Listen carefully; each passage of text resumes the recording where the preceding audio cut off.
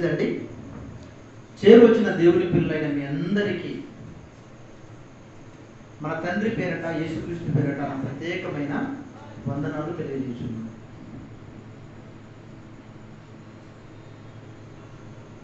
ఈరోజు మన కోసము సిద్ధపాటు చేయబడినటువంటి ఒక పాఠం,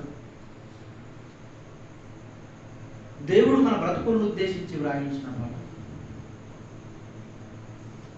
వికలాంగుల సృష్టి దేవునిదా. రాసుకునేవారు జాగ్రత్తగా రాసుకోండి. మరలా చెప్తున్నాను, వికలాంగుల సృష్టి దేవునిదా. ప్రశ్నార్థకం, ప్రశ్నతో కూడినటువంటి టైటిల్. వికలాంగులు అంటే ఎవరు? వికలాంగులు అంటే ఎవరు? వికలాంగత్వం కనబడిన వారు చాలా మంది మనకు సమాజంలో కనబడతారు. ఈ వికలాంగత్వం అనేటువంటిది దేవుడే సృష్టించాడా, మనుషుల వలన సృష్టింపబడిందా అనేదే ఈ పాఠం. కాబట్టి చాలా జాగ్రత్తగా మనం ఆలోచన చేద్దాం. ఎందుకంటే సమాజంలో చాలా మంది దేవుణ్ణి అవమానపరుచుతున్నారు. దేవుడు నాకే ఎందుకు ఈ అంగత్వాన్ని ఇచ్చాడు, దేవుడు నాకే ఎందుకు ఈ చెవిటితనాన్ని ఇచ్చాడు, దేవుడు నాకే ఎందుకు ఈ గుడ్డితనాన్ని ఇచ్చాడు, దేవుడు నాకే ఈ గుడ్డితనాన్ని ఎందుకు ఇచ్చాడు, ఇలా ఎన్నో ప్రశ్నలు వారి జీవితాలలో వేసుకొని దేవుణ్ణి దూషించడము మనం చూస్తుంటాం సమాజంలో. అవునా కదా? వాస్తవానికి ఈ అంగవైకల్యం అనేది ఇది దేవుడు సృష్టించాడా లేక మనుషులే సృష్టించుకున్నాడా? అదే మనము బైబిల్లోనికి వెళ్ళి ఆలోచన చేద్దాం. తండ్రి అయిన దేవుడు పక్షపాతము లేనివాడు అని మన బైబిల్లో చాలా సందర్భాలలో మనం చదివాం. దేవుడికి ఎప్పుడు కూడా పక్షపాత ధోరణి ఉండదు. మరి కొంతమందినేమో ఆరోగ్యవంతులుగా, ఇంకొంతమందినేమో అంగవైకల్యంగా ఎందుకు పుట్టించాడు? ఆయన మనుషులను పుట్టించేటప్పుడు ఎలా ఆలోచించి పుట్టించాడు, ఎలా ఆలోచించి నిర్మాణం చేశాడు? నిర్మాణం చేస్తున్నటువంటి ఆ ప్రక్రియను ఏదైతే ఉందో అది అందరి ఎడల సమానమైన నిర్ణయాలతో ఎందుకు చేయలేకపోయాడు? ఇటువంటి విషయాలు బైబిల్లో ఎన్నో వ్రాయించి పెట్టాడు తండ్రి అయినటువంటి దేవుడు. ఒక మంచి సందర్భాన్ని మనం పరిశుద్ధ బైబిల్ గ్రంథంలో నుండి చూద్దాం. యోబు గ్రంథము 10వ అధ్యాయము. షార్ప్గా ఉండాలి బైబిల్. యోబు గ్రంథము చదివే వాళ్ళు కూడా ఫుల్ స్టాపులు, కామలు చాలా చక్కగా చదవండి. యోబు గ్రంథము 10వ అధ్యాయము 8వ వచనాన్ని ఒకసారి చూద్దాం. పరిశుద్ధ బైబిల్ గ్రంథములో నుండి హస్తములు. యోబు గ్రంథము 10వ అధ్యాయము 8వ వచనం. నీ హస్తములు నాకు అవయవ నిర్మాణము చేసి నన్ను రూపించియున్నను. ఈ మానవ ఆకార నిర్మాణము ఎవరి హస్తములతో రూపింపబడి ఉన్నదని చెప్పింది బైబిల్? దేవుని హస్తములు. నీ హస్తములు నాకు అవయవ నిర్మాణము చేసి రూపించావు. మరి అవయవ నిర్మాణము దేవుడు చేస్తే అంగవైకల్యం ఎలా వచ్చింది? దేవుడే మనిషిని చాలా జాగ్రత్తగా, చాలా చక్కగా, చాలా ఉన్నతంగా, ప్రపంచంలో ఎవరికి అత్తు చిక్కలేనటువంటి విషయాలు మానవ హ్యూమన్ సిస్టంలో పెట్టి భూమి మీదకి పంపించాడు దేవుడు. అవయవ నిర్మాణం, నీ హస్తములు అంటే ఎవరి హస్తాలు? దేవుని హస్తాలు మానవుని యొక్క నిర్మాణం చేశాయి.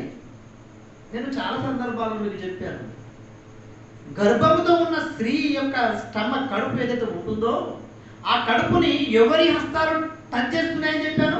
దేవుని హస్తం. అంటే నిజంగా స్త్రీలు ఎంత గొప్పవారు. స్త్రీలను దేవుడు టచ్ చేశాడు, ముట్టుకున్నాడు. గర్భంలో పిండముగా రూపింపబడుతున్నప్పుడు చాలా చక్కగా తన హస్తాల చేత ప్రతి ప్రతి అవయవాన్ని నిర్మించాడు అని రాశాడు బైబిల్లో. ఇంత గొప్పగా నిర్మాణం చేసి ఇంకేం చేశాడో తెలుసా ఆయన?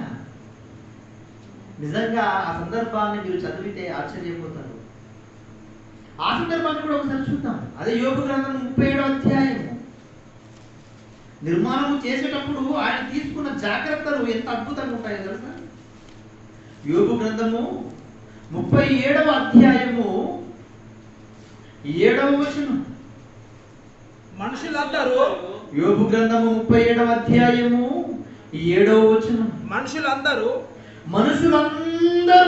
ఆయన అంటే సృష్టి కార్యమును ఎవరండి? మనుషులందరూ అంటే ఎవరో వస్తారు దీంట్లో. అందరూ వస్తారు. ఈజిప్టియన్స్ వస్తారు, అమెరికా వాళ్ళు వస్తారు, ఇటాలియన్స్ వస్తారు, రష్యా వాళ్ళు వస్తారు. ప్రపంచంలో ఉన్న 780 కోట్ల మంది సుమారు, అంతే కదా?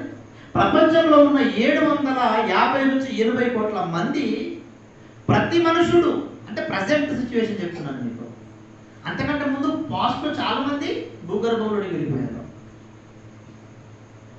మనుషులందరూ ఆయన సృష్టి కార్యమును తెలుసుకోనున్నట్లు అంటే దేవుడు చేసిన సృష్టి కార్యములను భూమి మీద ఉన్న ప్రతి మనుషుడు తెలుసుకోవాలి. తెలుసుకోవాలంటే నేను చేసే ఈ ప్రక్రియ ఏదైతే ఉందో, ఈ నిర్మాణం ఏదైతే ఉందో, ఈ నిర్మాణంలో ఒక ప్రత్యేకత అనేది ఉండాలి అనుకున్నాడు దేవుడు. ఒక ప్రత్యేకత ఉండాలి.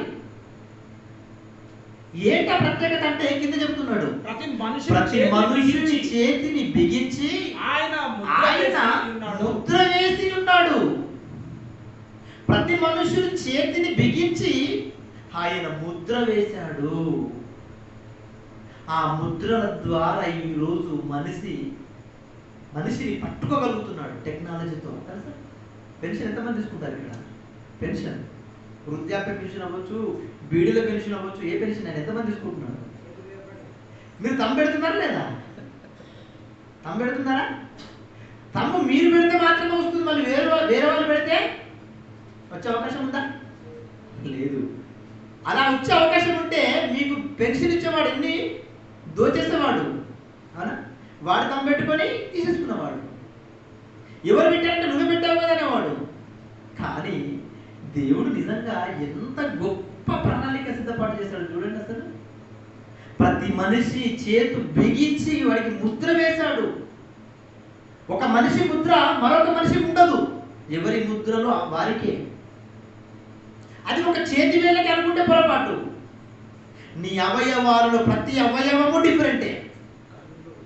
నీ కన్నులో ఉన్నటువంటి ఆ లెన్స్ ఏవైతే ఉంటాయో వాటి ముద్రలు వేరు, నీ పళ్ళ మీద ఉన్న ముద్రలు వేరు, నీ పెదాల మీద ఉన్న ముద్రలు వేరు, నీ నాలుక మీద ఉన్న ముద్రలు వేరు. ఒక మనిషిని పోలి మరొక మనిషి ముద్రలు ఉండవు. ఎందుకు ఇంత చక్కగా నిర్మించాడు అంటే ఆయన భూమి మీద ఉన్న ప్రతి మనిషి దేవుని యొక్క సృష్టి కార్యములను తెలుసుకోవాలి. తెలుసుకుంటున్నాడా ఈరోజు మనిషి? తెలుసుకునే పనిలో లేడు. దేవుని అవమానము చేసే పనిలో ఉన్నాడు. దేవునినే తప్పు పట్టే రేంజ్కి ఎదిగిపోయాడు మనిషి. దేవుడే లేడని స్టేజ్కి వెళ్ళిపోయాడు. ఇంకా చెప్పాలంటే తెలుసా, నాస్తికవాదం ఎక్కువైపోతుంది. నాస్తికులు ఎక్కువైపోతున్నారు. దేవుడు లేడు అంటున్నారు డైరెక్ట్గా. దేవుడు లేడు. దేవుడు అనేది మూఢత్వమా? సరే సన్నాసులారా, అసలు సైన్స్ అనేది బైబిల్ నుంచి పుట్టిందిరా. ఏదో సైన్స్ అని బైబిల్ అంటే మూఢత్వం అని చాలా మంది మాట్లాడుతున్నారు. నెవర్. అసలు సైన్స్ అనే పదం ఒకవేళ నువ్వు రాసుకోవాలంటే బైబిల్ దగ్గరికి రావాలి నువ్వు. ఎందుకంటే సృష్టి క్రమము నువ్వు రాయించింది దేవుడు బైబిల్లో, అవునా కదా? రాయించలేదా? అసలు ఎలా పుట్టిందో, భూమి ఎలా వచ్చిందో, ఆకాశం ఎలా వచ్చిందో, సూర్యుడు ఎలా కలిగాడో, చంద్రుడు ఎలా కలిగాడో, ఇలా ఆలోచించుకుంటూ పోతే అసలు ఎన్ని నీకు అంతు చిక్కని విషయాలు ఇంకెన్నో ఉన్నాయి. నీ శాస్త్రానికి అంతు చిక్కలేదు ఇప్పటిదాకా. కొన్ని విషయాలు శాస్త్రానికి అంతు చిక్కడం లేదు. ఇంకా శాస్త్రం ఎక్కడైతే ఆగిపోతుందో అక్కడ స్టార్ట్ అవుతుంది బైబిల్. నీ వల్ల కాదు నాయను అన్నప్పుడు బైబిల్ మాట్లాడుతుంది. That is Holi Bible. కనీసం ఆలోచించట్లేదు. కంటికి కనిపించే వాటిని చెప్పండి. ఏం చెప్పాలి? కంటికి కనిపించేవి చెప్తున్నాను మరి నీకు. నీ ఏడు ముద్రలు ఏంటి? నీ కంటి ముద్రలు ఏంటి? నీ పెదాల ఉన్న ముద్రలు ఏంటి? నీ నాలుకపై ఉన్న ముద్రలు ఏంటి? ఇవన్నీ ఏంటి? నీ కంటికి కనిపించవే కదా. ఎవరు పెట్టారు? ఎలా పెట్టారు? ఈరోజు అమెరికా వెళ్ళినా నువ్వు పట్టేసుకుంటున్నాడు ఎయిర్పోర్ట్లో. నువ్వు ఒక దొంగవైతే. ఒక ఆస్ట్రేలియా వెళ్ళినా అక్కడ పట్టేసుకుంటున్నాడు. ఒక రష్యా వెళ్ళినా అక్కడ పట్టుకుంటున్నాడు. దుబాయ్ వెళ్ళినా పట్టుకుంటున్నాడు. ఎలా? అవును, నీలో ఉన్న ముద్రను బట్టి. ఆలోచిస్తున్నావు ఏ రోజైనా? ఆలోచించి తీరాలి. ఎప్పుడైనా ప్రపంచంలో నేనే వచ్చాను, ఊరికే వచ్చాను, దేవుడు లేడు అంటే అది మూర్ఖత్వం. అది మూఢత్వం. అదవుతుందండి మూఢత్వం అంటే. అదవుతుందా? ఎంత చక్కగా అవయవ నిర్మాణం చేశాడు ఆయన. ఏమంటున్నాడు చూడండి, సృష్టి కార్యమును తెలుసుకోవాలి. దేవుడు చేసిన సృష్టి కార్యమును తెలుసుకోవడం నిమిత్తము ఆయన ప్రతి వారి చేతిని బిగించి ముద్ర వేసి ఉన్నాడు. ఎంత అద్భుతమైన ఆకారాన్ని ఆయన చేపట్టాడు. ఇంకేమన్నాడు తెలుసా? నీకు తెలియని ఒక రహస్యాన్ని చెప్తాను. చాలా మంది డాక్టర్లు ఒకప్పుడు ఏం చేశారంటే ఆపరేషన్లు చేసేవారు. ఏ ఆపరేషన్లు? కడుపు నొప్పి వస్తే చాలు ఆపరేషన్ చేసేవాళ్ళు. ఏ విధంగానైనా సరే మీరు ఆపరేషన్ చేసేటప్పుడు ఒకవేళ ఆపరేషన్ చేస్తున్నారు కాబట్టి ఆపరేషన్లో భాగంగా అపెండిసైటిస్ అనేది ఒకటి ఉంటుంది, దాన్ని కూడా కట్ చేయండి, అది బాడీలో ఎటువంటి ఉపయోగం లేదు అని ఒకరోజు డాక్టర్లు చెప్పారు. అదే డాక్టర్లు మళ్ళీ చెప్పారు తెలుసా, అందులో ఒక రసం ఉంటుంది, ఆ రసము ద్వారా ఒక లిక్విడ్ ద్వారా పెద్ద పేగులో ఉన్నటువంటి మల్లనంతటిని కూడా తీసివేయడానికి ఉపయోగపడుతుంది, అది చాలా ఉపయోగపడుతుంది, దాన్ని ఎవరికి అని అనవసరంగా కట్ చేయకూడదు అని చెప్పారు. మరి ఎవరు నమ్మాలి? ఎవరు నమ్మాలి? మీరే రెండు మాటలు చెప్పారు, ఎవరు నమ్మాలి? నీ శరీరములో నీ అవయవాలను దేవుడు అమర్చాడంటే దేవుడికి పిచ్చిలేసి అమర్చలే. ఈ అవయవాల పనితనం ఏంటో, ఈ అవయవాల పని ఎలా ఉంటుందో ఇప్పటి వరకు నీకే తెలియదు. ఒకడు అంటాడు గోర్లు ఉపయోగం లేవండి అంటాడు. గోర్లు ఉపయోగం లేవా? దురద పెడితే గోక్కోవడానికి రవి, అది కూడా తెలియదు నీకు. దురద పెట్టినప్పుడు ఏం చేయాలి? నువ్వు గోక్కోవాలి కదా. గోర్లు ఉపయోగం తెలియదా నీకు? ఎంటుకల వల్ల ఉపయోగం లేదండి అంటాడు. ఎంటుకల వల్ల ఉపయోగం లేదా? ఎంటుకలు లేకపోతే నీకు అసలు నీ ముఖం చూడడానికి సరిగ్గా ఇష్టం ఉండదు తెలుసా? ఎందుకు? అందంగా కనపడాలి నా కుమారుడు పెట్టాడు. ఆలోచన చేయండి. చాలా మందికి ఏమీ తెలియట్లేదు, ఇష్టం వచ్చినట్టుగా మాట్లాడేస్తున్నారు. దేవుడు ఏం చెప్పాడు తెలుసా? మనిషిని మానవాకారాన్ని చేసేటప్పుడు ఒక అద్భుతమైన మాట బైబిల్లో వ్రాయించాడు. ఆ మాట మీరు అండర్లైన్ చేసుకోవాలి. మీ శరీరాన్ని గురించి మీరు ఆలోచన చేసుకున్నప్పుడల్లా ఆ మాట మీకు గుర్తుకు రావాలి. ఎంత అద్భుతంగా రాస్తున్నాడు తెలుసా మాట. చూడండి ఒకసారి పరిశుద్ధ బైబిల్ గ్రంథం తీసి కొరింథీయులకు రాసిన మొదటి పత్రిక, కొరింథీయులకు రాసిన మొదటి పత్రిక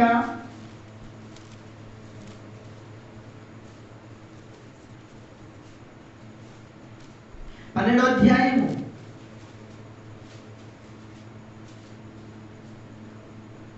18వ వచనం. అయితే దేవుడు, కొరింథీయులకు రాసినటువంటి మొదటి పత్రిక 12వ అధ్యాయము 18వ వచనం. అయితే దేవుడు అవయవములలో ప్రతి అవయవం తన చిత్త ప్రకారము ప్రతి అవయవమును ఊరికి పెట్టలేదు. అది చెప్తున్నాడు. తన చిత్త ప్రకారం శరీరములో ఉంచాడు. చిత్త ప్రకారం అంటే ఏంటంటే తెలియదు క్రైస్తవ సమాజానికి. చిత్తం అంటే ఏంటి నాయన అంటే తెలియదు. ఏం చెప్పాలి? ఏం చెప్తారు సమాధానాలు?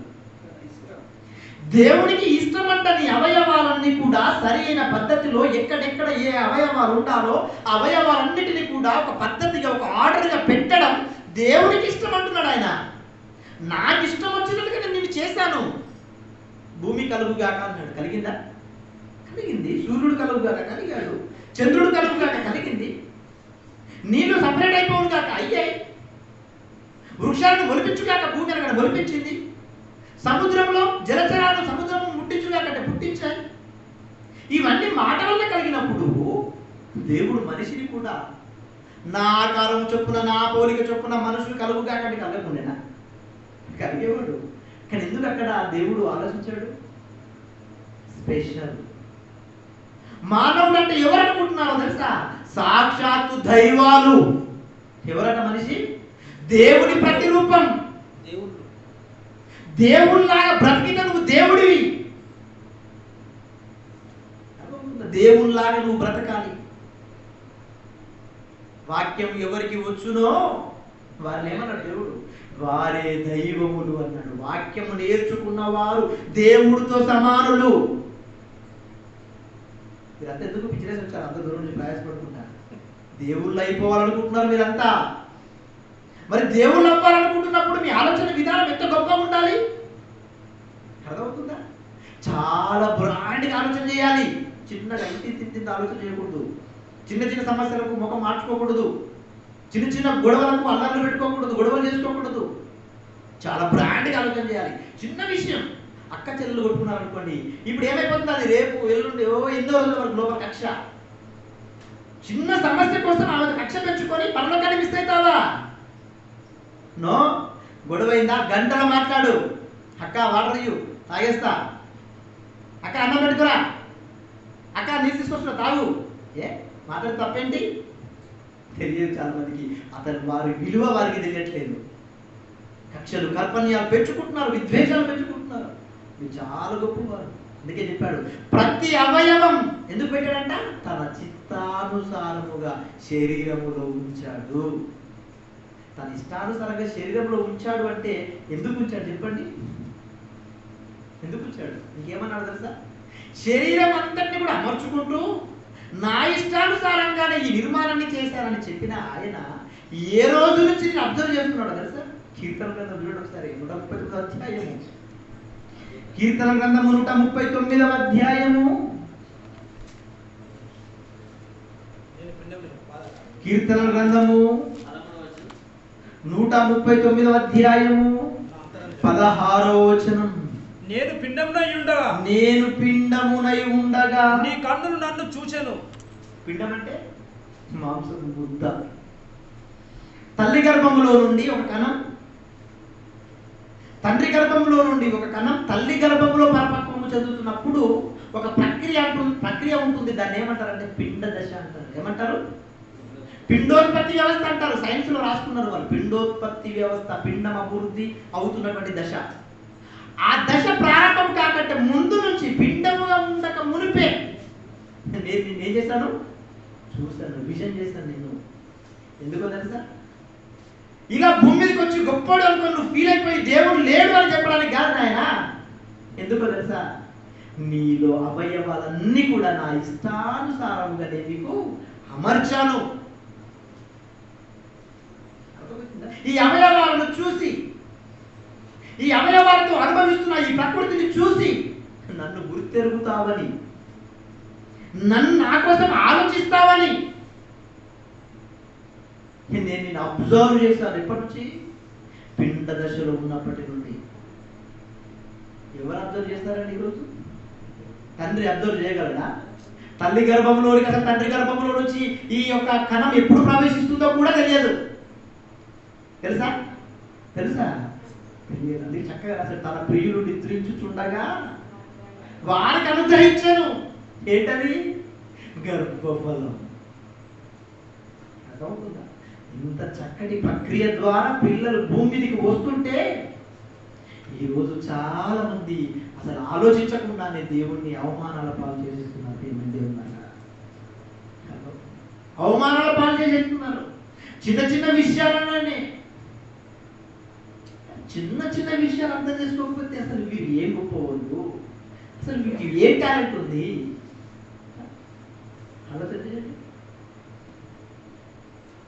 ఏ రోజైనా ఈ శరీరంలో చాలా రకాలుగా ఉంటాయి. కొంతమందికి వైట్ ఉంటారు, కొంతమంది రెడ్ ఉంటారు, కొంతమంది డార్క్ ఉంటారు. ఉంటారా?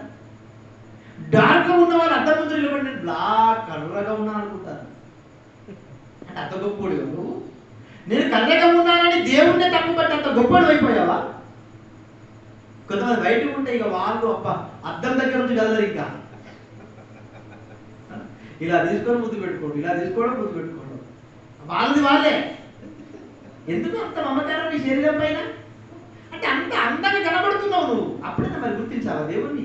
సరే ఓకే, అంత అందంగా కనబడ్డప్పుడే గుర్తించాలి కదా. చాలా మందిని డార్క్ నల్లగా ఉందంట, నల్ల కనబడదు, గుర్తుపెట్టుకోండి. డార్క్ టోన్ అన్నది ఏమనాలి? Dark tone. ఆ స్కిన్ డార్క్, ఆ స్కిన్ మెయింటైన్ చేస్తే వాళ్ళు కూడా చాలా అందంగా ఉంటారు కదా. ఆ విషయం వాళ్ళు తెలియక బాధపడుతుంటారు, నేను బ్లాక్ ఉన్నా, నేను నల్లగా ఉన్నా. నో, దేవుడు చేసిన ఏ మనుషుడైనా చాలా అద్భుతంగా చేశాడు. ఆయన చాలా చక్కగా చేశాడు. నీ ఆలోచన విధానం తప్పు. అదే చెప్తున్నాడు ఆయన. సందర్భం చూద్దాం ఆయన ఏమంటున్నాడు. రోమిలకు రాసిన పత్రిక 9వ అధ్యాయము, రోమిలకు రాసిన పత్రిక 9వ అధ్యాయము, రోమిలకు రాసిన పత్రిక 9వ అధ్యాయము 14-20 వచనం, క్షమించండి. అవును గాని ఓ మనుషుడా దేవునికి ఎదురు చెప్పుట, దేవునికి ఎదురు చెప్పుటకు నీవెవడవు? దేవుడు అడుగుతున్నాడు, ఓ మనుషుడా దేవునికి ఎదురు చెప్తావా నువ్వు? ఎవడవు నువ్వు అసలు? ఇంకేమంటున్నాడు? నన్నెందుకు ఇలాగూ చేసితివని రూపింపబడినది రూపించిన వానితో చెప్పునా. కుమ్మరి ఉంటాడు అసలు, కుమ్మరి ఉంటాడు ఉన్నాడా? కుమ్మరి తనకిష్టం వచ్చినట్లుగా కుండలు తయారు చేస్తాడు. ఏ రోజైనా కుండ అడుగుతుందా? ఏమయ్యా నన్ను చిన్నగా పాత్రగా చేస్తావు, ఒక పెద్దగా చేసుకుంటే బాగుండు కదా అడిగిందా? పెద్ద కుండ ఎప్పుడైనా నన్ను ఎంత పెద్దగా చేస్తావు, నన్ను చిన్నగా చేసుకుంటే బాగుండు అడిగిందా? మరి దేవుడిచ్చిన ఆకారాన్ని అనుభవించవలసింది పోయి మనిషి ఏమంటున్నాడు ఈరోజు? నన్ను నల్లగా చేసావయ్యా అంటావా? ఎవడివి నువ్వు అంటున్నాడు. అందుకే దేవుడు, నేను ఏది ఇచ్చానో అనుభవించు, నన్ను అడగడానికి నువ్వు ఒక్కడివి అసలు. తెలుసా, అంత గొప్ప ఆకారాన్ని నీకు ఇచ్చాడయ్యా దేవుడు, దాన్ని అనుభవించు, దానితో నువ్వు మంచి ఆనందపడు. ఆనందపడాలా వద్దు? ఆనందపడాలి. కానీ ఈరోజు క్వశ్చన్ చేసే స్థాయికి వెళ్ళకూడదు. అటువంటి వాడికి దేవుడు వేస్తున్న ప్రశ్న, ఎవడివి నువ్వు? ఆలోచన చేయండి. దేవుడు ఆయనకి ఇష్టం వచ్చినట్టుగా ఆయన రూపిస్తాడు. నువ్వెవరిని అడగడానికి? బ్లాక్గా చేస్తాడు, వైట్గా చేస్తాడు, తెల్లగా చేస్తాడు. కొంతమంది ఏళ్ళు పొడుగుగా ఉంటాయి, కొంతమంది ఏళ్ళు చిన్నగా ఉంటాయి, కొంతమంది పొట్టుకుంటారు, కొంతమంది పొడుగుకుంటారు. అయితే ఏంటి? దేవుడిచ్చిన రూపం, ఆ రూపమును బట్టి నువ్వు ఆనందపడు.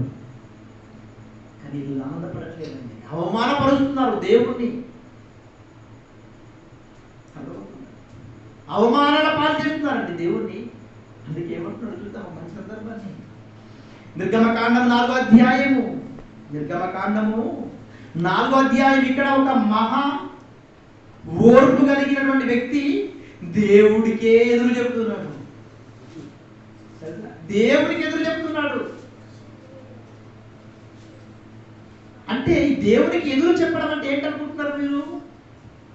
దేవుడి సృష్టిని తప్పు పట్టడం, అంతే కదా. దేవుడికి ఎదురు చెప్పడం అంటే దేవుడి సృష్టిని తప్పు పట్టడం. ఒక మహానీయుడు, గొప్పవాడు, దేవుని ఇల్లంతటిలో నమ్మకస్తుడు ఎవరైనా? మోసెస్. ఏమంటున్నాడు? 4వ అధ్యాయం, నిర్గమకాండము 4వ అధ్యాయము 10వ వచనం. అప్పుడు మోషే ప్రభువా ఇంతకు మునుపైనను నీవు నీ దాసునితో మాటలాడినప్పటి నుండి అయినను నేను మాట నేర్పరిని కాను. నేను నోటి మాంద్యము నాలుక మాంద్యము గలవాడనని యెహోవాతో చెప్తున్నాడు. ఏం చెప్తున్నాడు? ఇశ్రాయేలీయులను కాపాడడానికి నువ్వు వెళ్ళాలి, నువ్వు నమ్మకమైనటువంటి నాయకుడవు అని దేవుడు మోషేను నియమించుకుంటుంటే మోషే చెప్తున్న సాకులు ఏంటో తెలుసా? ఏమంటున్నాడు మోషే? నేనా? అదే అంటున్నాడు ఆయన, నేనా? అయ్యో నీకు తెలియదా? ఏమనుకుంటున్నాను నేను? నోటి మాంద్యము గలవాడిని అంటే నేను నత్తిగా మాట్లాడేవాడిని. నా నాలుక సరిగ్గా తిరగదు, నా నాలుక కూడా సరిగ్గా లేదు. నేను వెళ్ళడం ఏంటి అంటున్నాడు ఆయన. నిజంగా చాలా మంది ఇలాగే చెప్తారు. దేవుడు ఉన్నాడు, వాక్యం చెప్పడానికి ఎక్కడైనా వెళ్ళండి అంటే నేనా? ఎవరు చెప్తారు మరి? అందరిని దేవుడి వైపు మళ్లించడానికి ఇల్లు తిరిగి అనేకులను గ్యాదరింగ్ చేయాలంటే నేనా? మరి ఎవరు వెళ్ళాలి? అందరికి ఫోన్లు చేసి కార్యక్రమాలకు రమ్మని పిలవండి అంటే నేనా? మరి ఎవరికి ఫోన్ చేయాలి? దేవుడికి ఎదురు చెప్పకూడదు. గుర్తుపెట్టుకోండి. ఒక సేవకుని నోట ఒక పనిని అప్పగించే మాట వచ్చిందంటే దానికి లోబడిపోవాలి. ఎవరైనా సేవకుడు ఏ పొజిషన్లో ఉన్నవాడైనా సరే, నువ్వు ఎంత పెద్ద పొజిషన్లో ఉన్నా సరే, సేవకుడి నోట ఒక మాట వచ్చిందా, అది దేవుడి పనికి సంబంధించిందా, అయిపోయి అక్కడ ఆగాళ్ళు. దేవుడు మోషకి ఆజ్ఞాపించాడు ఒక పనిని ఒక బాధ్యతను అప్పగిస్తున్నాడు. ఇప్పుడు మోష ఏం చేస్తున్నాడు? నేను మాట్లాడలేనయ్యా, నన్ను పంపడం ఏంటి అసలు? మా అన్నున్నాడు ఒక ఆయన బాగా మాట్లాడగలడు. ఎవరైనా? చాలా టాలెంటెడ్, చాలా చాణిక్యంగా మాట్లాడగలడు. ఆయన సెలెక్ట్ చేయరా? నన్ను అంటారేంటి? నో, నాకు నువ్వే కావాలి. నమ్మకమైన వాడు నాకు ఎవరు కనిపించట్లేదు. ఈ తరములో నువ్వు మాత్రమే నమ్మకమైన వాడివి. అందుకే నేను నిన్ను సెలెక్ట్ చేస్తాను, నువ్వు రావాలి. నీ కారణాలు నా దగ్గర చెప్పకూడదు. ఈ తరములో మీరందరినీ దేవుడు సెలెక్ట్ చేశాడు. దేవుడి పనులలో మీరంతా ముందుండి తీరాలి. మేము ఉండమంటే శిక్ష ఖాయం. తెలుసా? గుర్తుపెట్టుకోండి. దేవుడికి ఎదురు చెప్తున్నాడు మోషే. దేవుడికి సాక్షాత్తు 3 లోకాలకు అధిపతి ఆయనకి ఎదురు చెప్తున్నాడు. అప్పుడు దేవుడు ఏమంటున్నాడు తెలుసా? యెహోవా అద్భుతమైన కౌంటర్ వేశాడు మోషేకి. నాలుక తిరగకుండా ఇచ్చేశాడు. మానవునకు నోటిలో ఒక మాట కూడా రాలేదు మోషేకి. దేవుడు చెప్పిన తర్వాత ఏం చెప్పాడు తెలుసా? మానవునకు నోరిచ్చిన వాడెవడు? చూడండి ఆ మాట. మానవునకు నోరిచ్చిన వాడెవడు? మానవునికి నోరిచ్చిన వాడెవడు? మోషే మూగవాన్నే గాని. ఏమంటున్నాడు? అసలు నీకు ఆ మాంద్యముడు ఇచ్చిన వాడేవాడు నేనే కదా. నీకు మాట్లాడ రాకుండా నేను నోరిచ్చిందే నేను. నాకు తెలియదా నువ్వు ఎలాంటి వాడివో? నేనిచ్చాను అటువంటి నోరు నీకు. ఇంకేమంటున్నాడు? మూగవాన్నే గాని. మూగవాడిగా చేసింది కూడా నేనే. చెవిటివాన్నే గాని. కొంతమందికి చెవులు వింటాం కదా పుట్టుకతోనే. ఆ చెవిటి వాణిగా కూడా చేసింది నేనే. దృష్టి గల వానినే గాని. దృష్టి గల వారిని చేసింది కూడా నేనే. గుడ్డివాన్నే గాని. గుడ్డివాడిని చేసింది నేనే. పుట్టించిన వాడెవడు? పుట్టించిన వాడు ఎవడనుకుంటున్నావు? నేనే కదా. ఇప్పుడు చెప్తున్నాడు వీళ్ళందరినీ చేసింది నేనని నీకు తెలియదా? నేనే కదా. ఆలోచన వాడు పుట్టివాడైనా, పుట్టుకతోని గుడ్డివాడైనా, పుట్టివాడైనా, చెవులు వినపడని వాడైనా, ఈ సృష్టిలో మానవ అంగవైకల్యాన్ని కలిగిస్తుంది ఎవరు చెప్తున్నాడు? దేవుడు. నేనిచ్చాను. మోసతో క్లియర్గా చెప్పేశాడు. ఇప్పుడు మాట్లాడనుకుందా? అవును కదా అనుకున్నాడు. అంతే, సైలెంట్ అయిపోయాడు. దేవుని యొక్క ఎవడైనా కాముగా కూర్చోవాలి. బైబిల్ అంటే 2 అంచులు కదా ఖడ్గం. ఎవరినైనా నరికేస్తుంది. ఎవరినైనా. నేను ఎగురిచ్చాను, నేను పచ్చగా ఎదుగుతున్నాను, నా కొమ్మలు వచ్చేసాయి, నేను ఫ్రీ బట్ అనుకున్నావా? వేసేస్తాడు నీ కొమ్మల్ని టప్ప టప్ప టప్ప నరికేసి ఇలా నిలువుగా నిలబెడతాను నిన్ను. అలా ఇలా నువ్వు ఇలా పక్కన కాదు. అంత గొప్పది బైబిల్. మోజుకు అడుగుతున్నాడు, అయ్యా నేను మాట్లాడలేదంటే దేవుడు చెప్తున్నాడు ఆ మూగతనాన్ని ఇచ్చింది నేనయ్యా. వెళ్ళు వెళ్ళు, నాకే చెప్తావా నువ్వు కహానీలు? వెళ్ళు, ఆలోచన చేయడానికి ఏమైంది? ఇలా అంగవైకల్యముతో పుట్టిస్తున్నది దేవుడే. ఆ అంగవైకల్యమును చూసి చాలా మంది అవమానపరుస్తారని ఎరిగిన దేవుడు ఏం రాయించాడో తెలుసా వీళ్ళ గురించి బైబిల్లో? ఒక శాసనాన్ని నీ ముందు పెట్టాడు. అంగవైకల్యం ఇచ్చింది ఎవరంటే దేవుడు. ఈ అంగవైకల్యం వారిని చూడగానే మనిషి ఎలా ఎలా అయిపోతాడో తెలుసా? మనిషి స్వభావం ఎలా ఉంటుందంటే ఓర్చుకోలేడండి. చేతులు లేని వాడిని చూస్తే ఇతను ఏమనుకుంటాడంటే, ఒక పర్సన్ ఫ్లైట్లో ప్రయాణం చేస్తున్నాడంట, అతని చేతులు పోయాయి. ఎంత భయంకరంగా, అన్ని కుట్లు కుట్టి మొత్తం కుట్లేసి ఉన్నాయి చేతులన్నీ కూడా, కాళ్ళన్నీ కూడా, ముఖమంతా కూడా. ఫ్లైట్లో వెళ్ళాలి కూర్చున్నాడు. అతని పక్కన సీటు ఇంకొక వ్యక్తి కన్ఫర్మ్ అయిపోయింది. అతన్ని చూసి ఇతను ఏమన్నాడు తెలుసా? పైలట్ దగ్గరికి పోయి, ఉంటారు కదా ఫ్లైట్లో సర్వెంట్స్ ఉంటారు, వాళ్ళ దగ్గరికి, నేను ఆయన పక్కన కూర్చోను, నాకు వేరే సీట్ కన్ఫర్మ్ చేయి. సరే అని ఇతన్ని మార్చేస్తాడు, ఇంకొక వ్యక్తిని తీసుకొచ్చాడు. అతను కూడా ఇతన్ని చూశాడు, అసూయపడ్డాడు. వెంటనే వెళ్ళిపోయి ఏం చేశాడు? నేను ఆయన దగ్గర కూర్చొని నాకు వేరే సీట్ కావాలి. ఇలా 10 నుంచి 15 మంది 20 మంది అలాగే మారారు ఫ్లైట్లో. ఈ 10-15 మంది మారగానే ఫ్లైట్లో ఉన్న వాళ్ళంతా కూడా కంప్లైంట్ చేస్తారు. 10-20 మందిని మార్చడం ఏంటంటే, ఆ ఒక్కరిని దింపేస్తే సరిపోతుంది కదా, ఇంతమంది సేఫ్గా మేము జర్నీ చేసుకుంటాం కదా అని. అప్పుడు ఆయన లేసి ఏమన్నాడు తెలుసా? ఛీ, మీ అందరి కోసం నేను ఆర్మీలో బాంబు పేరులో నా అవయవాలను కోల్పోయాను, ఇంత మూర్ఖుల కోసమా నేను దేశం కోసం పోరాటం చేశాను, అసలు మీరు మనుషుల మృగాలు అనేశాడు. ప్రతి వాడు సైలెంట్ అయిపోయి కూర్చున్నాడు. అంటే పాపం ఆర్మీలో ఏం చేశాడు? అంగవైకల్యం అయిపోయాడు. అది మానవుడు చేసుకున్నది. కానీ మనిషి తత్వమైనటువంటి చూడండి, వాళ్ళ రీజన్స్ తెలుసుకోడు, వాళ్ళని చూసి అసూయపడతాడు మనిషి. అందుకే ఇలా అసూయ పడుతున్న వారిని ఉద్దేశించి దేవుడు బైబిల్లో ఒక చక్కని మాట రాయించాడు. ఏంటో తెలుసా మాట? చూడండి ఒకసారి మాట. లేవియాకాండం 19వ అధ్యాయము, లేవియాకాండము 19వ అధ్యాయము 14వ వచనం. చెవిటి వాడిని తిట్టకూడదు. లేవియాకాండము 19వ అధ్యాయము 14వ వచనం. చెవిటి వాడిని తిట్టకూడదు. ఏం చెప్తున్నాడు? అరే చెవిటోడా అంటారా? మీలో కూడా ఇప్పటిదాకా అన్నవారు ఉండే ఉంటారు. అరే చెవిటోడు అనకూడదు నువ్వు. గుడ్డివాని ఎదుట అడ్డము వేయకూడదు. ఏమి కూడా అడ్డం వేయకూడదు. గుడ్డివాడు కదా, పోతున్నాడు కదా, ఇప్పుడు అడ్డం పడేస్తా, తట్టుకొని పడిపోతాడు అని నువ్వు పరీక్ష చేయకూడదు. నీ దేవునికి భయపడవాలని. నీ దేవునికి భయపడాలి. నేను యెహోవాను. ఎందుకంటే ఆ గుడ్డితనాన్ని, ఆ చెవిటితనాన్ని ఇచ్చింది నేనే. అర్థమవుతుందా? చెవిటివాని చెవిటోడని నిందించకూడదు, గుడ్డివాని గుడ్డోడని నిందించకూడదు.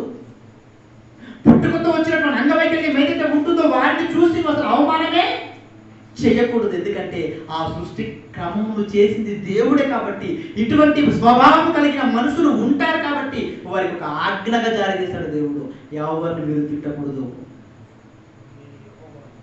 మీరు ఏమనుకుంటున్నారు? అందరూ పిచ్చి పిచ్చిగా మాట్లాడకూడదు. షటాప్ అన్నాడు అంతే. ఏమన్నాడు? షటాప్, జాగ్రత్త. తిడతావా? చెవిటోడు అంటావా నువ్వు? అంటే అర్థం ఏంటో తెలుసా? నీకు సింపుల్ అనిపిస్తుంది, ఇవి చెవిటోడు కదండి, చెవిటోడు అనుకుంటున్నావా? చెవిటితనాన్ని ఇచ్చింది దేవుడు అంటే నువ్వు సృష్టించిన దేవుణ్ణే అవమానపరుస్తావా? ఆయన ఇష్టం వచ్చినట్లుగా సృష్టిస్తాడు. అనడానికి ఎవడివి నువ్వు అన్నాడు అంతే. నువ్వు అనకూడదు. మూగవాడుకుంటే మూగవాడిని కూడా నువ్వే మూగవాడు అనకూడదు. అర్థమవుతుందా? అంగవైకల్యాన్ని ఇచ్చేవారు దేవుడు. ఎందుకు ఇస్తున్నాడో కూడా రాయించాడు ఆయన. ఎందుకు ఇస్తున్నాడో కూడా రాయించాడు. యెషయా గ్రంథం 43వ అధ్యాయము, యెషయా గ్రంథము 43వ అధ్యాయము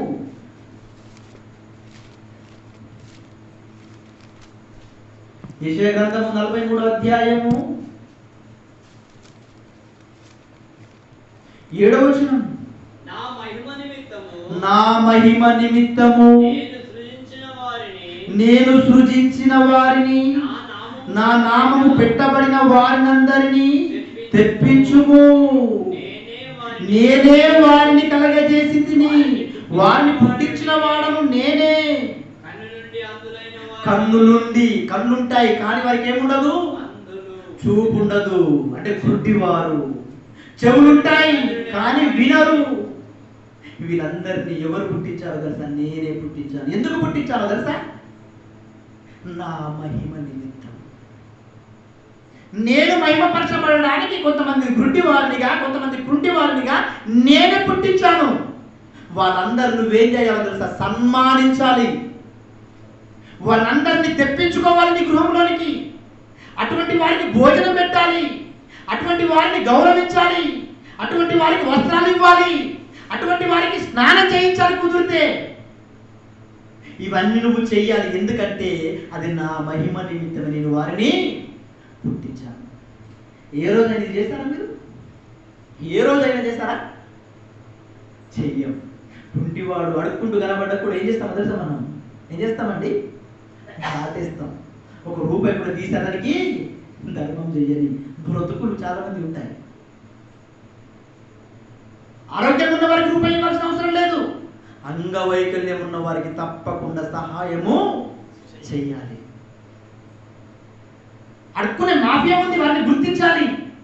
పిల్లలు ఉంటారు, అన్ని ఉంటాయి, అడిగి వాళ్ళది మాఫియా.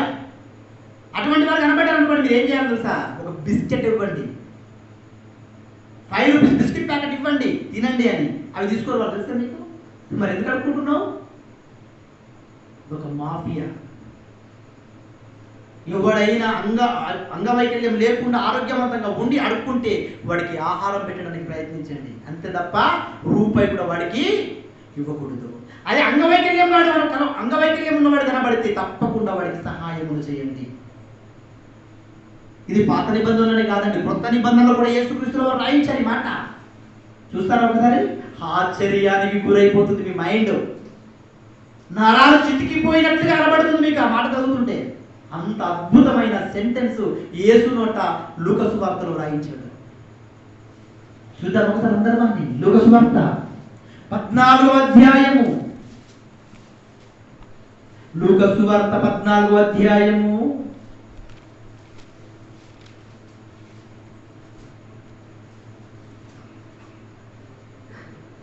13వ వచనం. అయితే నీవు విందు చేయునప్పుడు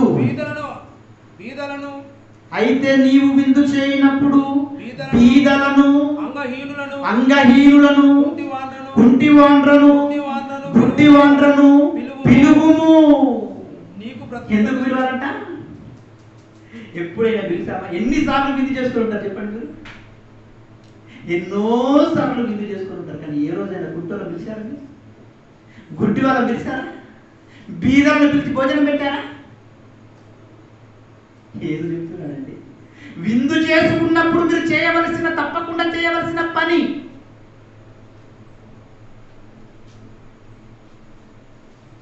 కానీ చేస్తున్నాము మనం. ఒక మంచి ధనవంతుడు విందు రెడీ చేసుకున్నాడంట. విందు రెడీ చేసుకొని ఒక గొప్ప వ్యక్తిని పిలిచాడు విందుకి. ఆయన వస్తున్నాడని బయట నిల్చొని ఎదురు చూస్తా ఉన్నాడు, ఇంకా వస్తాడని. ఆయన దగ్గరికి ఎవరు వచ్చారు? ఒక గుడ్డివాడు వచ్చాడు. పాపా అన్నాడు, సత్తే పాపా అనేసాడు, వెళ్ళిపోయాడు. మరలా గుడ్డివాడు వచ్చాడు. పాపా అన్నాడు, ఎందుకంటే వెయిట్ చేసి విసిగిపోయాడు. పిలిచిన విఐపి రావడం లేదు. తర్వాత ఒక చెవిటివాడు వచ్చాడు, తర్వాత ఒక పేదవాడు వచ్చాడు. అందరినీ రిజెక్ట్ చేస్తున్నాడు, వెళ్ళిపో అని. అందరినీ రిజెక్ట్ చేసేసాడు. ఆయన కోసం చూస్తున్నాడు. తర్వాత ఆయన కబురు పెట్టాడు, ఏమయ్యా నీ కోసం ఎదురు చూస్తుంటే రాలేకపోతుంది. ఆయన ఏమన్నాడు తెలుసా? నీ దగ్గరకు నేను 4 సార్లు వచ్చాను. ఎన్నిసార్లు? 4 times వచ్చాను. ఒకసారి కుంటివాడిగా వచ్చాను, మరొకసారి గుడ్డివాడిగా వచ్చాను, ఒకసారి బీదవాడిగా వచ్చాను, ఒకసారి చెవిటివాడిగా వచ్చాను. 4 సార్లు నన్ను రిజెక్ట్ చేశావు. నీ దగ్గర నేను ఎందుకు వస్తాను? ఇంకా అందుకే చెప్పాడు చక్కగా, నువ్వు విందు చేసుకున్నప్పుడు మొదట నువ్వు ఎవరిని పిలవాలి తెలుసా? బీదలను పిలవాలి. తర్వాత అంగహీనులను పిలవాలి, అంగవైకల్యం ఉన్న వారిని. తర్వాత గుంటివారిని, వీళ్ళందరినీ నీ విందుకు తీసుకొచ్చి భోజనం పెట్టాలి. స్పెషల్గా వాళ్ళ కోసం ఒక స్థానాన్ని ఏర్పాటు చేసి ఇష్టం వచ్చినట్టు పెట్టడానికి వీలు లేదు. ఎందుకంటే అంగవైకల్యం ఇచ్చినవారు దేవుడు. ఆయన అవమానపరిస్తే మీరు ఎవరిని అవమానపరిచినట్టు తెలుసా? దేవుడిని అవమానపరిచినట్టు. ప్రియమైన దేవుని వారు ఆలోచన చేయండి. యోహాను సువార్త 9వ అధ్యాయము ఒక బ్యాచ్ వచ్చేసింది. ఇటువంటి గుడ్డి వారిని చూసి అసూయతో ఒక బ్యాచ్ బయలుదేరింది. ఎవరి దగ్గరికి? యేసు దగ్గరికి వచ్చేసింది. యేసు దగ్గరికి వచ్చి అడుగుతున్నారు. ఏమడుగుతున్నారు చూద్దాం. యోహాను సువార్త 9వ అధ్యాయము 9వ అధ్యాయము 2వ వచనం నుంచి మొదటి వచనం నుండి చదువుకుందాం. ఆయన మార్గమున పోవుచుండగా గుడ్డి అయిన ఒక మనుషుడు కనబడ్డాడు. ఆయన శిష్యుడు ఎవరంట? ఆయన శిష్యుడు బోధకుడు అడుగుతున్నారు. తెలియక అమాయకంగా, బోధకుడా వీడు గుడ్డివాడైపోయాడు కదా, పుట్టుటకు ఎవడు పాపం చేసి వీడు గుడ్డివాడిగా పుట్టాడు కదా, వీడు గుడ్డివానిగా పుట్టుటకు ఎవరయ్యా పాపము చేశారు? వీడు పాపం చేశాడా? పుట్టుకతోనే గుడ్డివాడు. ప్రశ్న తప్పు అక్కడ. ప్రశ్న తప్పుంది అక్కడ. ఏమడుగుతున్నారు? వీడు గుడ్డివాడిగా పుట్టుటకు, అసలు పుట్టడమే గుడ్డివాడిగా పుట్టాడు, అప్పుడు ఎలా పాపం చేస్తాడు వీడు? ప్రశ్న ఎలా అడుగుతున్నాడు? వీడు గుడ్డివాడిగా పుట్టుటకు వీడు పాపం చేశాడా? వీడిని కన్నవారు పాపం చేశారా? కన్నవారు పాపము చేశారా అని అడిగినా క్వశ్చన్ బాగుండు. అంటే తల్లి గర్భములో ఉన్నప్పుడే పాపము చేసి పుడతాడు ఎవరైనా? నెవర్. అది జరగదు. ఆలోచన చేయండి. అడిగారు. వెంటనే యేసుక్రీస్తు వారు చెప్తున్నాడు. ఏమంటున్నాడు ఆయన? యేసు వీడైనను వీని కన్నవారైనను పాపము చేయలేదు గాని దేవుని క్రియలు ప్రత్యక్షపరచబడ్డాడు. పుట్టాడు. అంటే దేవుని నామము మహిమపరచబడడానికి, ఆయన క్రియలు మనుషుల యందు ప్రత్యక్షపరచబడడానికి దేవుడు అంగవైకల్యాన్ని ఇస్తాడంటే ఇస్తాడు, ఇచ్చాడు. అదే విషయాన్ని ఎవరు చెప్తున్నారు? యేసు చెప్తున్నాడు. యేసు చెప్తున్నాడండి. వీడు పాపం చేయలేదు, వీడిని కన్నవారు పాపం చేయలేదు. దేవుడు మహిమపరచబడడానికి వీడిని గుడ్డిగా పుట్టించాడు. ఆలోచన చేయండి. మంచి సందర్భాన్ని చెప్పాలంటే, నీకు అవయవాల లోపం ఉందంటే దాని అర్థం ఏంటో తెలుసా? ఆ అవయవాలతో చేయవలసిన పని లేదని. ఉందా? కాళ్ళు లేవనుకోండి, కాళ్ళతో చేయాల్సిన పని లేదు. చేతులు లేకపోతే చేతులతో చేయాల్సిన పని లేదు. చెవులు లేకపోతే చెవులతో చేయాల్సిన పని లేదు. నోరు లేకపోతే నోటితో చేయాల్సిన పని లేదు. ఎంత గొప్పడికి పని పని పని తగ్గింది. నీకు పని తగ్గిపోయింది. లెక్క అప్పచెప్పవలసిన బాధ్యత తీరిపోయింది. నువ్వు గొప్పవాడివి. ఎందుకు బాధపడుతున్నావు? ఈరోజు 2 కాళ్ళుండి, 2 చేతులుండి, 2 కళ్ళుండి, చెవులు బాగుండి అసలు ఏ పని చేయాలని వీరినేమనాలి? అర్థమవుతుందా? అన్ని అవయవాలు చాలా చక్కగా ఉన్న వీరే దేవుడి పనులు లేరంటే అవయవాలు లేవు. నువ్వు ఎందుకు అయ్యా బాధపడుతున్నావు? ఆలోచన చేయండి. ప్రియమైన దేవుని వల్ల నిజంగా దేవుడు పనిని తగ్గించాడు. నీకు ఏం చేశాడు ఆయన? పనిని తగ్గించాడు. 2 కాళ్ళు బాగులో ఒక ఆయన తెలుసు. అతను నిఖిల్ అనే నిక్ అనే వ్యక్తి, నిక్ జుబిసిస్ అనే ఒక వ్యక్తి, నిక్ జిబుసిస్ అనే ఒక వ్యక్తి వరల్డ్ ఫేమస్, ప్రపంచానికి చాలా ఫేమస్ పర్సన్. చిన్న ఉంటాడు. అప్పుడు మనకు పాటలు కూడా వస్తుంది, అంగవైకల్యం పాటలు. కాళ్ళు లేవు కానీ నోరు బాగుంది కదా.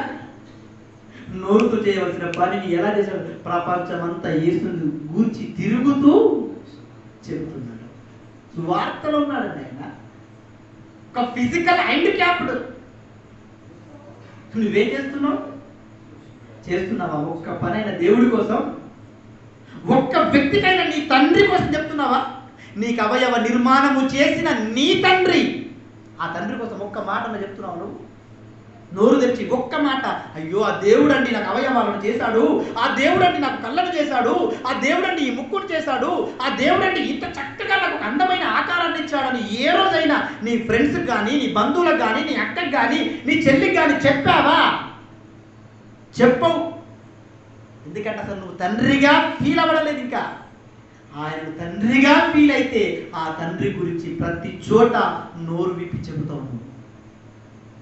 యేసు ఫీల్ అయిపోయాడు, ఆయన నా తండ్రి, ఆయన తండ్రి, నేను ఆయనకు కుమారుణ్ణి. ఆ తండ్రికి మీరంతా కూడా ఎవరో తెలుసా?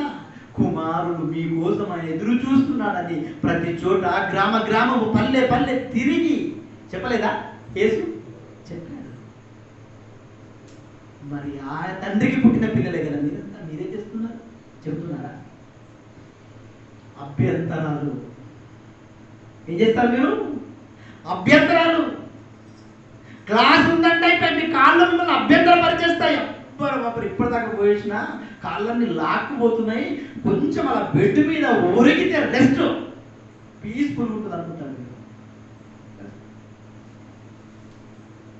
పెన్ను పట్టుకొని డైరీ పట్టుకొని ప్రసంగం రాసుకోండి. మీరు ఏమనుకుంటున్నారు తెలుసా? హాయ్ బాబోయ్ పొద్దున్న దాకా చేసి అలసిపోయింది చేయదంతా, కొంచెం రెస్ట్ ఇద్దాం దీనికి అనుకుంటారు. ఒక్కడం రాస్తున్నారా?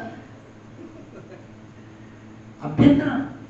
బైబిల్ చదవడానికి ఇలా చూస్తున్నారు, కనబడక కళ్ళు అభ్యంతరం. అభ్యంతరపరుస్తున్న వీరిని గురించి ఏమని రాస్తాడు? నీకంటే అంగవైకల్యం కలిగిన వాడే బెటర్. నీకు మాత్రం కఠినమైన విషయం చెప్పేస్తాడు. నీ కన్ను నిన్ను అభ్యంతరపరిచిందా? తీసిపడే.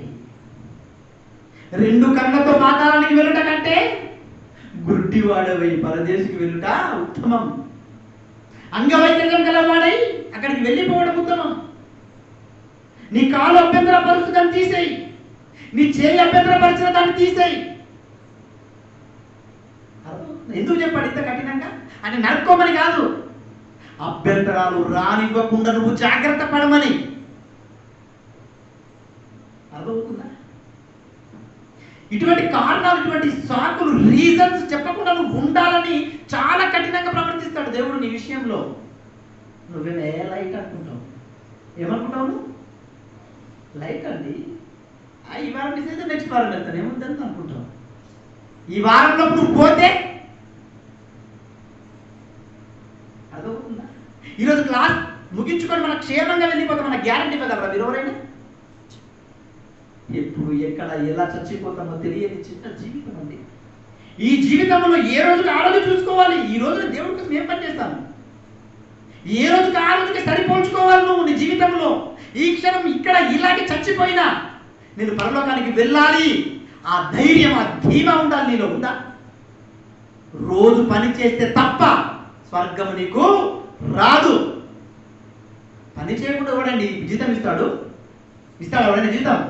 పని చేస్తేనే జీతం, పని చేస్తేనే ఆ నిత్య జీవం. ఏ పని చేయకుండా 2 మోకాలు వేసి పరలోకానికి నన్ను వారసుని చేసుకో అంటే ఇచ్చేస్తాడు. అంత అమాయకుడు అనుకుంటున్నాడు దేవుడు? 3 లోకాలకు అధిపతి, ప్రతిదీ కూడా అబ్జర్వ్ చేస్తున్నాడు. ఆయన ఏం చేస్తున్నాడు? అబ్జర్వ్ చేస్తున్నాడు. ఏమేమి దేవుడు వల్ల భయపడాలి దేవుడికి. ఎందుకు భయపడాలి తెలుసా?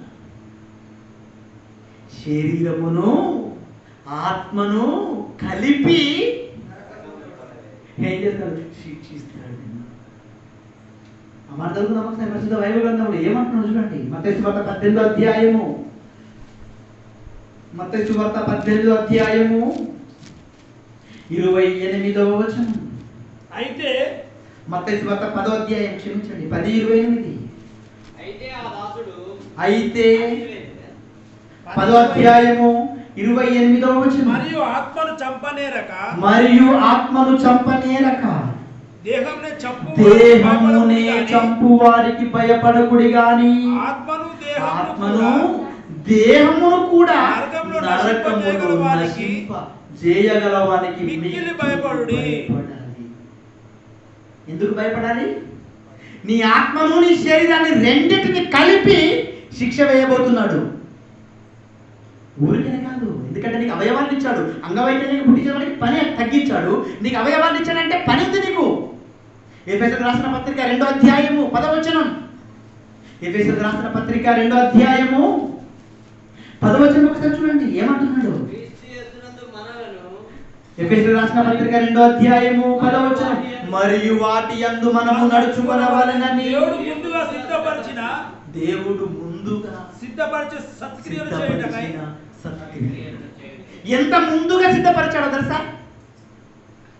అడగండి ప్రపంచంలోనికి వెళ్ళి, ఎంత ముందుగా సిద్ధపరిచాడయ్యా ఈ సత్క్రియలంటే ఎవరికి తెలియదు. మళ్ళీ ఎంత ముందుగా సిద్ధపరిచాడో తెలుసా?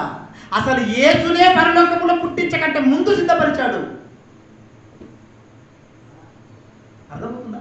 యేసునే పరలోకంలో పుట్టించకంటే ముందే సత్క్రియలు చేయాలని సిద్ధపరిచాడు ఈ పనులని. ఆ పనులను సిద్ధపరిచిన తర్వాతే యేసుక్రీస్తును కన్నాడు. తర్వాత భూమి మీద ఆదామును కన్నాడు. అర్థమవుతుందా? పని పుట్టింది. ఆలోచన చేయండి ప్రియమైన ఏంటనుకుంటున్నా? అసలు అడ్వాన్స్గా ఆలోచిస్తాడు దేవుడు. నేను ఈ భూమి మీదకి పంపించాడంటే ఏ పని లేకుండా పంపించాడు అనుకుంటున్నారా? నువ్వు చేయవలసిన పనులు ఉన్నాయి. ఈ చేతులతో నువ్వు పనులు చేయాలి, ఈ కళ్ళతో నువ్వు పనులు చేయాలి, ఈ నోటితో పనులు చేయాలి, ఈ కాళ్ళతో నువ్వు పనులు చేయాలి. నీ అవయవాలన్నీ కూడా దేవుడి పనిలో అరిగిపోవాలి. అరిగిపోతున్నాయా? అరగొట్టాలి. అందుకే నీకు అవయవ లోపం లేకుండా ఇచ్చాడు. ఈ అవయవం లోపం లేకుండా నీకు ఇచ్చినందుకు నువ్వు దేవుని మహిమపరచాలి కదా. యేసుక్రీస్తుల వారు కూడా ఈ భూమి మీదకి వచ్చారు. ఏం చేశాడు ఆయన? మహానీయుడు, గొప్పవాడు, దేవుని కుమారుడు.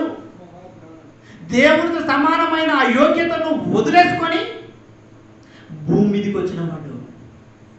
ఏం చేశాడు ఆయన భూమి మీదకి వచ్చి? తండ్రి, నీవు నాకు అప్పగించిన పని ఈ భూమి మీద నెరవేర్చాను తండ్రి.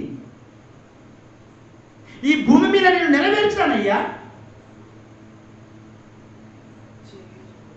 చేయుటకు నాకు పని ఇచ్చావు కదా, దాన్ని పూర్తి చేశాను. నిన్ను నేను ఈ భూమి మీద మహిమపరిచాను. ఇప్పుడు నెక్స్ట్ ఒక స్టెప్ ఉంది ఏంటో తెలుసా? నెక్స్ట్ ఒక కోరిక ఉంది ఏంటో తెలుసా? పరలోకములో నన్ను మహిమపరచు తండ్రి. అడుగుతున్నాడండి, రిక్వెస్ట్. నువ్వు అడగలవా? నా తండ్రి, నువ్వు నాకు అప్పగించిన పనిని నేను చేశాను తండ్రి భూమి మీద, నన్ను పరలోకంలో నాకు స్థానం ఇతను అడగగలవా? నువ్వు అడగగలవు. పని చేయకుండా అడగగలవు. నువ్వు పని చేసి అడిగే సామర్థ్యం ఉందా? సంపాదించుకోవాలి. మనం సంపాదించుకోవాలండి.